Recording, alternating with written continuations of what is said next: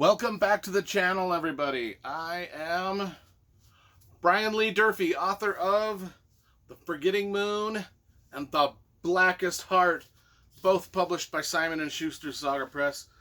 Today we're going to be reviewing... The hell are we reviewing? The Skaar Invasion. Book number 2 in the Fall of Shannara by Terry Brooks. So this is the final series in the Shannara saga. There's 4 books. The Black Elf Stone, which I reviewed earlier on my channel. The Skaar Invasion, which we got right here. The Steel Assassin, and The Last Druid. We always reveal the covers first. So, the covers are dope. These covers are awesome, you know. I love the original cover of the Sword of Shannara that the Hildebrandt brothers did. Got no problems with that one. I love those. But these are pretty good too. These are done by an illustrator by the name of Mike Bryan. So each one of them is done by a guy named Mike Bryan, and they all look pretty cool. I like the graphic design. I like the way they're set up. I like the characters. I like the Photoshop look to them, you know. Most Photoshop illustrations I don't like, but these are all right. These work, and they all go together. And the graphic designer, the art director at Del Rey Books, did a good job making the whole set look real nice. So enough of that. Plus, there's maps. There's even a cool map. I like the Shannara map. I like this map that's in there. If you've been following my reviews, you know I've got a special place in my heart for Terry Brooks and the Shannara saga, because the Sword of Shannara, right here, was the first ever book I ever bought with my own money. First ever book I ever read for enjoyment. And it got me hooked on reading fantasy books and just reading in general for my whole life. And it got me interested in art and illustration too. And since I'm a published novelist of my own, well, I've met Terry Brooks a few times, and you know, I always throw this out. I always show you that all my Terry Brooks novels are signed by the man himself. So as you can see, I'm a huge fan of the series. In fact, there's like 20, 30 some odd books in the Shannara series, not just this last one, but I've got the entire Shannara collection right there on that shelf.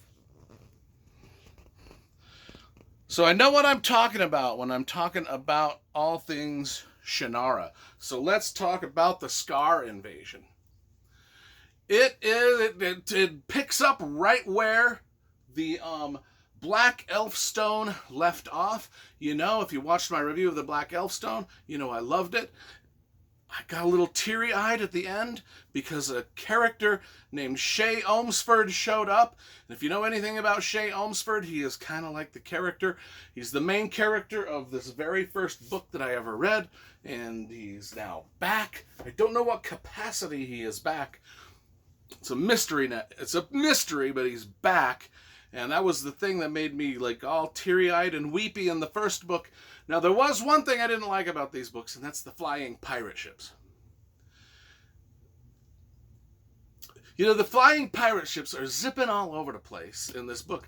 I liked the Shannara stories more when there were no flying pirate ships and the characters actually had to get on horses or hike on foot across the vast land of Shannara, which is called the Four Lands.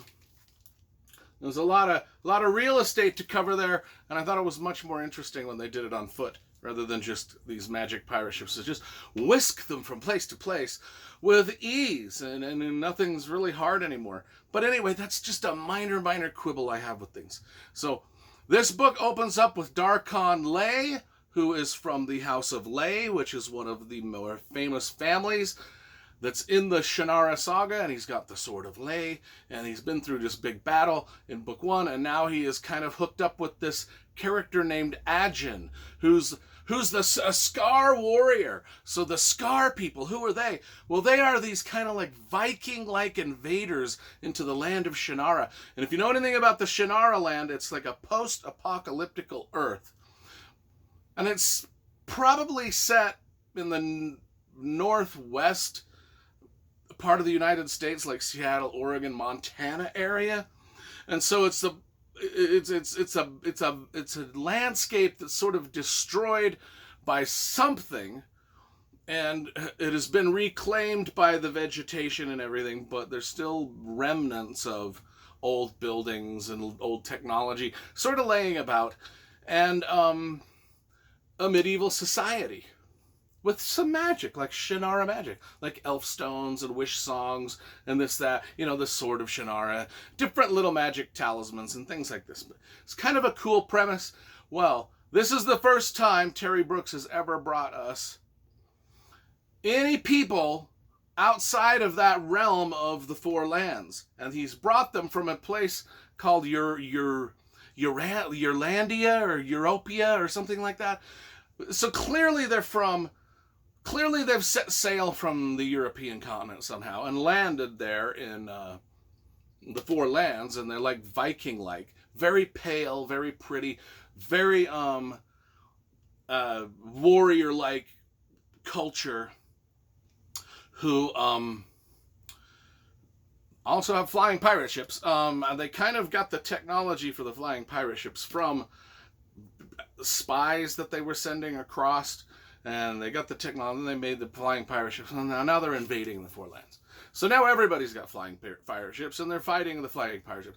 And the Skaar are kind of kicking ass and taking names. And Darkon Lay is he's captured Ajin. It's spelled Ajin, and it's a female warrior, and she's like the leader of the Skaar invaders. And they hate each other, but they kind of like each other. There's like a little budding romance going between enemies here. Anyway, we won't get too much into that. But then we've also got Drisker Ark, who at the end of book 1 here was kind of Drisker Ark, and the great druid castle Paranor was sort of transported magically into an alternate universe, and now Drisker Ark has to find his way out of the alternate universe.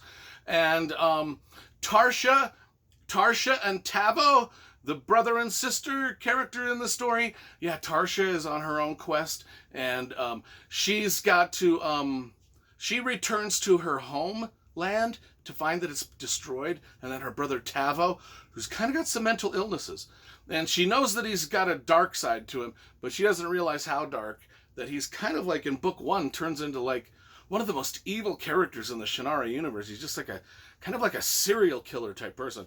But she's like, okay, my brother Tavo has done this to the village we grew up in. It's destroyed, and now I gotta go get Tavo. I gotta save my brother from himself and the dark side that he's fallen into. And I like those two characters too. I love Tarshia and Tabo.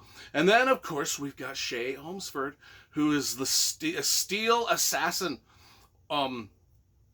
And he's like this kind of this street urchin beggar. At least he comes off as that, but I think there's more to him, and he's sort of palling around with an ancestor of Panamon Creel. If you remember Panamon Creel from the Sword of Shannara, it's one of the things that this series, this final wrap-up series is doing, is it's bringing a lot of the characters together from all of the books and sort of kind of wrapping up their storylines here.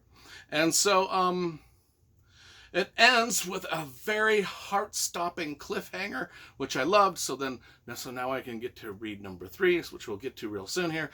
And I am absolutely enjoying the hell out of these final 4 Shannara books. And like I said, I cried at the end of book 1 when Shay Holmesford showed up. And I have a feeling I'm going to cry at the end of book 4 when everything comes to an end and the entire Shannara saga is then finished. And they're after 30 books, folks, it's all going to be done. So the Skaar Invasion, book number 2 of the Fall of Shannara. I'm going to give it about a 8.5 out of 10. I just really think it's a great addition to the Shannara legacy. Thanks for watching, yo.